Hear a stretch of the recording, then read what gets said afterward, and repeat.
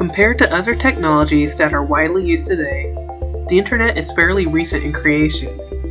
However, its impact on the world has been massive, changing the options we have for how we interact with each other, along with what we can accomplish in our daily lives.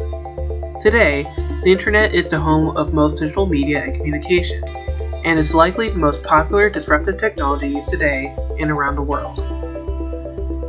The earliest days of the internet could be traced back to the 19th century, with the development of long-distance communications technology like the telegraph. This technology became a popular way to send information over long distances by representing the information with symbols or different signals.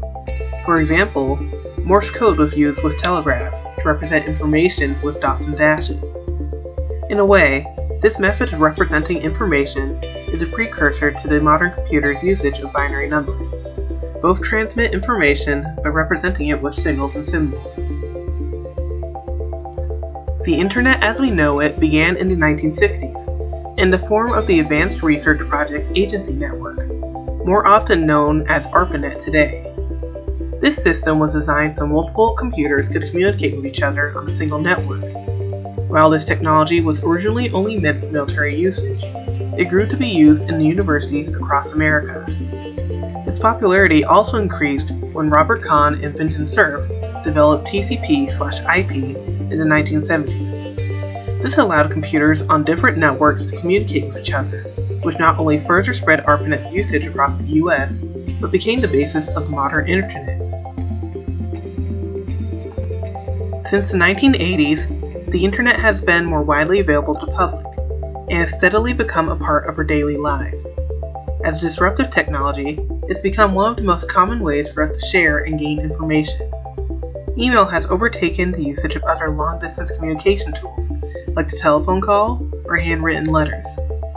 In addition, search engines and databases hosted online have allowed us to find information quickly from the comfort of our own homes, rather than having to head to the local library. The internet has also provided new ways for us to save information. Cloud networks allow their users to back up and repeatedly access their files and documents on a server far from their own home, provided that they have a stable internet connection. Since its conception, the internet has been designed to facilitate digital communications and the sharing of information in a digital form around the world. The Pew Research Center has found that internet usage amongst American adults has steadily grown since 1995, and continues to grow to date. As of 2014, 87% of adults use the internet in their daily lives, and many will say that it's a good thing. Social media is probably the most well-known usage for the internet today. Social media platforms like Facebook, Instagram, and Twitter are dependent on the internet for their existence, as they encourage users around the world to share and create their own ideas. Even Facebook began as a tool limited to Harvard University students, much like how ARPANET was initially limited to the military and universities, before it became more widely available. As these social media platforms expanded, they became increasingly popular as a way for internet users to communicate and share content with one another, and allowed users to form communities around shared content and interests. An example of how widespread the internet has become is through the development of communities of practice and interest. The internet, especially through tools like social media platforms, mailing lists, and web forums, has allowed users to share information and ideas with one another. Using media like text and digital images, they're allowed to demonstrate their own interests and share them with others. As a result, internet users are able to form connections based on common interests and ideas, and will form digital communities around these interests. The difference between a community of practice and a community of interest is that a community of interest will primarily focus on people just sharing their interest, but a community of practice expects that people will share their own content and ideas, not just how much they're interested in them. Communities of practice have particularly benefited from the internet, as many platforms and services will encourage users to share their own ideas and creations, not just their opinions on them.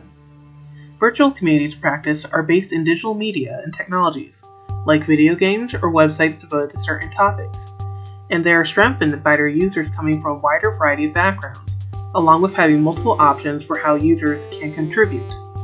However, these communities can grow to such large sizes that it can become overwhelming for some users, especially if they don't have ready access to the internet, or lack the same knowledge as some of their peers.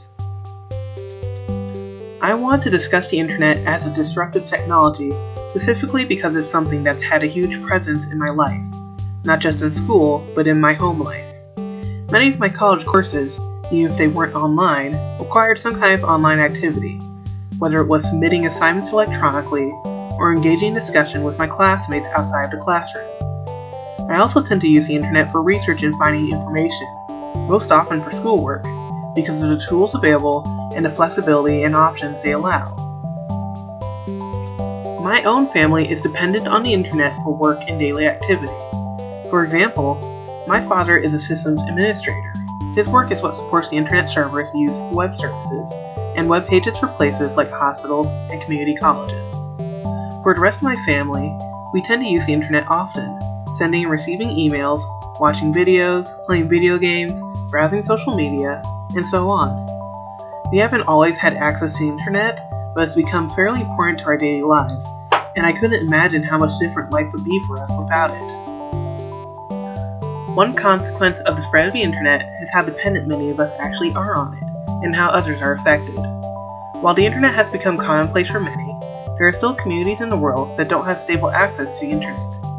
In rural and underserved parts of the U.S., including various Native American communities, broadband internet is limited or non-existent. The reasons for a lack of internet access can include low population density, lack of access to communications towers, and lack of income. Families and communities unable to access the internet are separated from the world by digital divide, which suggests that the internet being widely used for so many things does not mean it is widely accessible by everyone yet. The digital divide doesn't just refer to the difference between those who can access the internet and those who can't. It can also refer to the difference between those who are used to using the internet and those who aren't. People who grew up with the internet, sometimes called digital natives, generally have an easier time using it than those who adopted it later into their lives. This divide can often be found between generations, as the internet is still a relatively recent technology. For example, I grew up with the internet and have used it frequently throughout my life, so I'm much more used to using it daily.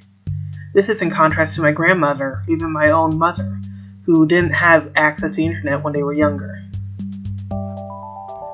Finally, one of the major changes that have come with the integration of the internet into our lives is how it has affected businesses and services once restricted to being physical. Online shopping is the most popular example of this, as websites like Amazon and Alibaba have become extremely popular for online shopping. While this has been called the supposed death of physical retailers, many national chains like Target and Walmart do offer online shopping services alongside physical ones. Customers may prefer online services due to location and accessibility, and some businesses will offer features that are exclusive to online, like creating wish lists and choosing delivery options. This has also affected many other services and activities. Job hunting, finding a babysitter or pool cleaner, or ordering groceries can be done through online services today. This is what makes internet a disruptive technology. It has the potential to displace or replace technologies and services that were once commonplace in our lives. However, this can still be an issue for communities that don't have widespread access to the internet yet. The internet may be more convenient to many, but for those who don't have access, they will still need the option of going to a physical store or service for their needs. This is a concern that still persists as the internet is further integrated into our lives and used to fulfill different needs and services. In the future, the internet could be available in every household and immediately usable on a multitude of devices. There's already appliances on the market with smart functionality. Fridges and televisions are fairly popular.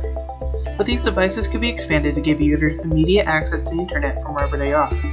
If possible, homes could be built to have internet access built into its walls literally, with touchscreens available in many places.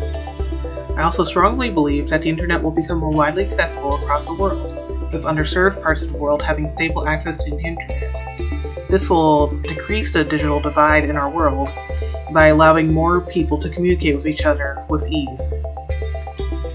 In addition, the internet could arguably be used to share more complex information as well, due to development of more complex communications technology over time. For example, users could somehow scan a sample of their blood, and information about the sample could be sent to a donor clinic or doctor's office through their webpage. Users could then immediately get information from a blood test that they once would have to have needed to actually visit a clinic for. This is mostly speculative, but as computers are able to process different forms of information, the internet can evolve to transmit this information in different ways. Today, the internet has become extremely commonplace in the lives of many around the world. As a disruptive technology, it's overtaken services and businesses that were once seen as a physical-only thing, and has now allowed many people to conduct tasks and different services over the internet. It's also encouraged the communication of people around the world by allowing them to bond over certain interests and sharing different kinds of information. However, not everyone has widespread access to the internet yet, and as the internet becomes more integrated into our daily lives, we have to consider who we might be cutting out in the process, and how we can further integrate this technology into our lives for better and for worse.